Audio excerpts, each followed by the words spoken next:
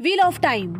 नमस्कार साथियों, मैं हूँ यक्षिता मेहरा। जैसा कि आप जानते हैं कि अमेजॉन प्राइम पर एक दमदार वेब सीरीज आई है जिसकी खूब चर्चा चल रही है। सीरीज का नाम है व्हील ऑफ टाइम।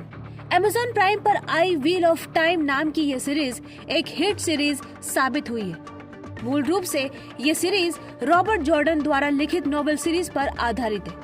आपको बता दें कि ये नॉवेल सीरीज भी सबसे अधिक बिकने वाले नॉवेल्स में से है, जो एक फैंटेसी नॉवेल सीरीज है।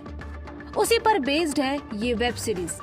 नॉवेल की तरह ही आते ही अमेजॉन प्राइम पर यह सीरीज मोस्ट वॉचिंग लिस्ट में शामिल हो गई है। पिछले हफ्ते रिलीज हुई ये वेब सीरीज कई मिलियन लोग देख चुके हैं और लगातार देखा और पसंद किया जा रहा है।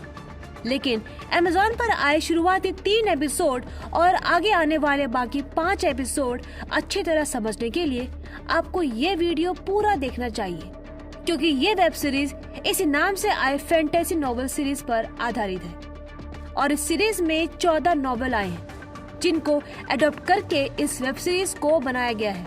2021 तक व्हील ऑफ टाइम सीरीज की नॉवेल की दुनिया भर में 90 मिलियन से भी ज्यादा कॉपी बिक चुकी है, जो J.R.R. टॉल्किन की the Lord of the rings के बाद से सबसे अधिक बिकने वाली फैंटेसी बुक्स है।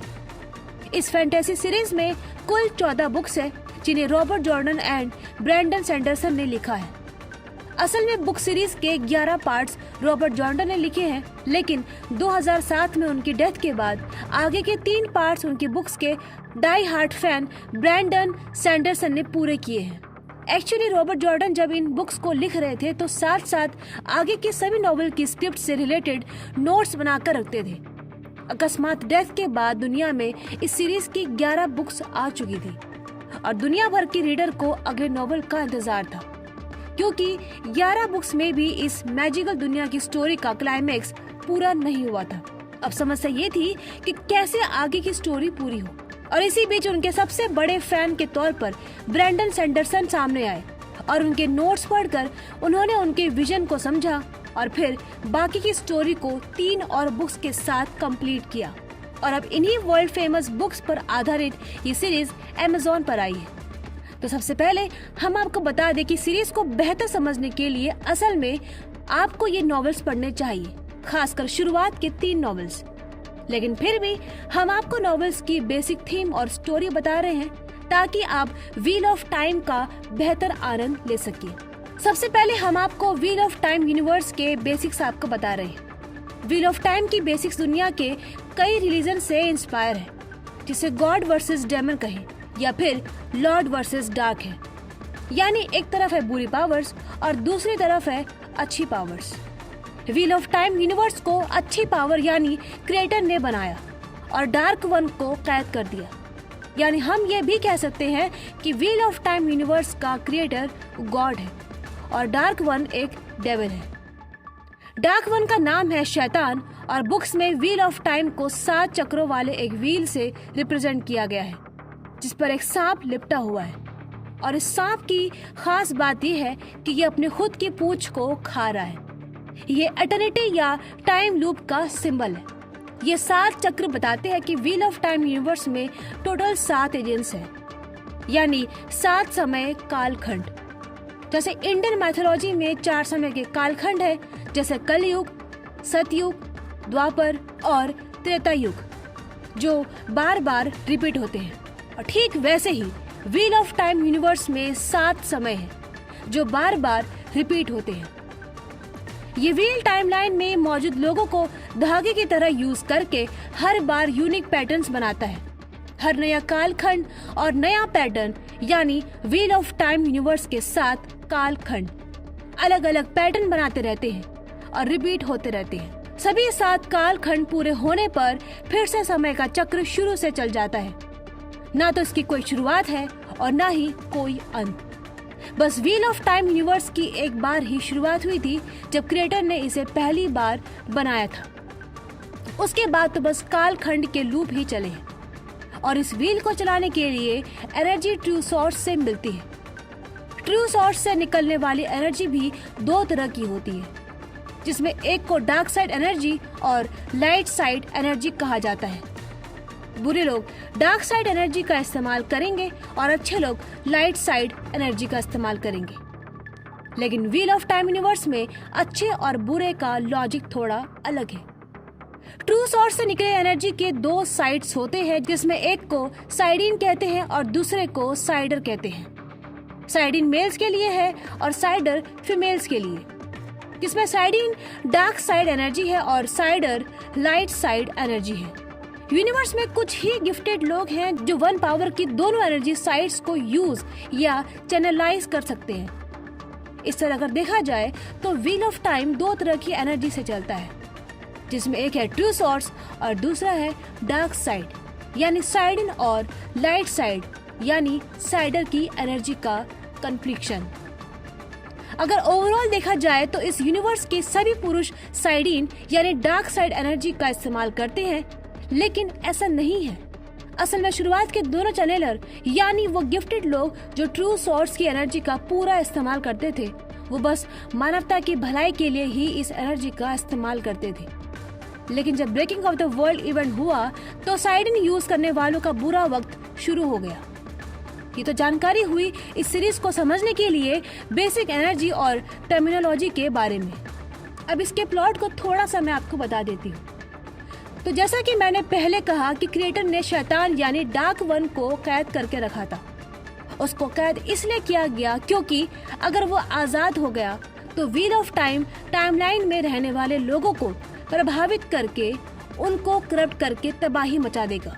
व्हील ऑफ टाइम की सेकंड यानी दूसरे समय के कालखंड के दौरान एसेडाई खोजकर्ताओं को एक और एनर्जी सोर्स का पता चलता है, जो ट्रू सोर्स की तरह का ही एनर्जी सोर्स था, जो देखने में वन पावर से अधिक स्टेबल लग रहा था। एसेडाई व्हील ऑफ टाइम यूनिवर्स में रहने वाले उन मेल और फीमेल को कहा जाता है जो वन पावर का इस्तेमाल दुनिया की भलाई के लिए करते हैं। असल में इन एसेडाई खोजकर्ताओं को नया पावर सोर्स नहीं मिला था, बल्कि ये डार्क वन यानी शैतान की जेल थी, जहां क्रिएटर ने उसे कैद किया हुआ था। नए पावर सोर्स के चक्कर में एसेडाई खोजकर्ता डार्क वन की जेल में बोर यानी होल कर देते हैं, जो एक बड़ी गलती थी। इस होल के जरिए शैतान व्हील ऑफ यूनिवर्स की दुनिया में वापस तो नहीं आ सकता था, लेकिन वो इस दुनिया के लोगों को प्रभावित और बहका सकता था। जब इस हाल और जेल का सच उन्हें पता चला तो लाइट साइड के हीरो द ड्रैगन ने अपनी टीम के साथ मिलकर उस होल को बंद करके सील कर दिया। लेकिन इसी वक्त शैतान वन पावर के साइडिन साइड को करप्ट कर देता है। इसके साथ ही लाइट साइड का चैंपियन भी उस शैतान के इफेक्ट से नहीं बच पाया। उसी वक्त से ऐसा हुआ कि कोई भी मेल अगर वन पावर की शक्ति का इस्तेमाल करता है वो करप्ट हो जाता है और दुनिया को तबाह करने वालों में शामिल हो जाता है। यही वो कारण था कि सेकेंड ईज के वक्त इस इवेंट के बाद से वन पावर का इस्तेमाल करने वाले मेल अनिच्छा से ही बुरे बन गए, जबकि वो सच में बुरे नहीं थे। उन पर तो बस शैतान का इफेक्ट था। लेकिन इसके बाद साइडर यूज करने वाली फीमेल्स ने साइडिन यूज करने वाले बच्चे खुचे मेल्स को मार डाला या उनकी मेमोरी को मिटा दिया। जब द ड्रैगन वापस से निर्मल हुआ तो उसे अपने किए पर पछतावा हुआ और उसने सुसाइड कर लिया। इसीलिए सेकेंड एज के बाद सिर्फ फीमेल ही वन पावर को यूज करने लगे। द ड्रैगन तो मर गया, लेकिन भविष्यवाणी का कहना था कि ड्रैगन एक बार फिर से जन्म लेगा और वो शैतानी ताकतों से लड़ेगा। जब शैतान की जेल के होल को बंद किया गया था तो उस समय से ही काफी सारे लोग उससे प्रभावित हुए थे, जो आज तक उसके फॉलोअर बने हुए हैं, जिनमें सबसे मेन है शैडो स्पॉन। सीजन के पहले एपिसोड में और ट्रेलर में जो लेडी दिखती है वो असल में थर्ड एज की एक एसेडाई है सीरीज में, जिसका नाम है मोइराइन डेमोड्रेड, जो एक मैजिकल ऑर्गेनाइजेशन की मेंबर है। इस किरदार को निभा रही है रोजामंड पाइक, जो गोन गर्ल फिल्म में भी थी, और साथ में मनी हाइस्ट वाले प्रोफेसर यानी सर्जियो मार्कविना भी सीरीज में है, और साथ ही साथ डेनियल हैनी, मेडलिन मैडन आदि भी मेन लीड में दिखने वाले हैं। आपको बता दें कि नॉवेल्स की तरह ही सीरीज को भी थर्ड एज से ही शुरू किया गया है। सीरीज के शुरुआत में हमको टर्वेलियन आइलैंड दिखाया जाता है। सभी एसेडाई यहीं पर रहते हैं और अगर बात बुक्स की करें तो इनके आइलैंड का आकार भी फीमेल के सेक्सुअल पार्ट यानी वेजाइना की शेप का दिखाया गया है। सभी एसेडाई सिर्फ फीमेल होते हैं और यहीं पर व्हाइट रंग का एक टावर होता है जो एसेडाई का हेडक्वार्टर और ट्रेनिंग सेंटर है। टरवेलियन आइलैंड के पीछे की तरफ एक ज्वालामुखी है जिसे ड्रैगन माउंट कहते हैं। ये breaking of the world event के वक्त बना था जब पहले ड्रैगन ने बहुत ज्यादा वन पावर का इस्तेमाल करके अपनी जान दे दी थी। यानी हम इस ड्रैगन माउंट को पहले ड्रैगन के कब्र के रूप में जानते हैं। बुक्स में एसेडाई के 7 ग्रुप्स हैं और जैसा कि व्हील ऑफ टाइम के व्हील में 7 काल खंड है, ठीक वैसे ही एसेडाई के भी 7 ग्रुप्स होते हैं जिनमें blue, green, yellow, red, white, grey और ब्राउन। सभी एसेडाई एक स्नेक वाली रिंग पहनते हैं जिसमें एक स्टोन होता है जिसका कलर उनके ग्रुप को रिप्रेजेंट करता है। रेनबो कॉस्ट्यूम पहनने वाली लेडी एसेडाई की लीडर होती है और मोराइन जो इस सीरीज की लीड किरदार है वो ब्लू ग्रुप की मेंबर है। रेड ग्रुप के एसेडाई को छोड़कर बाकी सभी एसेडाई अपने वार्डर या अपने मेल गार्ड के साथ रहते हैं। एसेडाई और उसके वार्डर का कनेक्शन वन पावर से कनेक्टेड रहता है। ले नाम का बंदा मोराइन का वार्डर है। वार्डर की खास बात यह है कि इनकी कॉस्ट्यूम कुछ खास होती है जो आसपास के माहौल के साथ अपना रंग बदल सकती है। एपिसोड के शुरू में मोराइन नाम की Aes Sedai breaking of the world event के बारे में बताती है कि कैसे ड्रैगन ने सार्डिन यूज करने वाले आदमियों के साथ मिलकर द डार्क वन यानी शैतान की जेल के होल को बंद करने की कोशिश की, लेकिन इसी वक्त शैतान ने सार्डिन को हमेशा के लिए करप्ट कर दिया। उसके बाद से जो भी आदमी सार्डिन को यूज करने की कोशिश करेगा वो करप्ट हो जाएगा और दुनिया को तबाह करने की कोशिश में लग जाएगा। अब इन प्रेजेंट एसेडाई को पता चलता है कि इस युग यानी थर्ड एज में द ड्रैगन फिर से जन्म लेगा। मोराइन के जीवन का लक्ष्य है ड्रैगन के रिकार्नेशन को खोजना।